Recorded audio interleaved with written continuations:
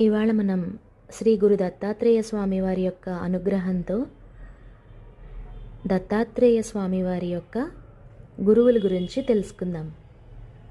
దత్తాత్రేయుడు జగద్గురువు. మరి ఆ జగద్గురువునికి గురువులేమిటి అని అనిపిస్తుంది కదా.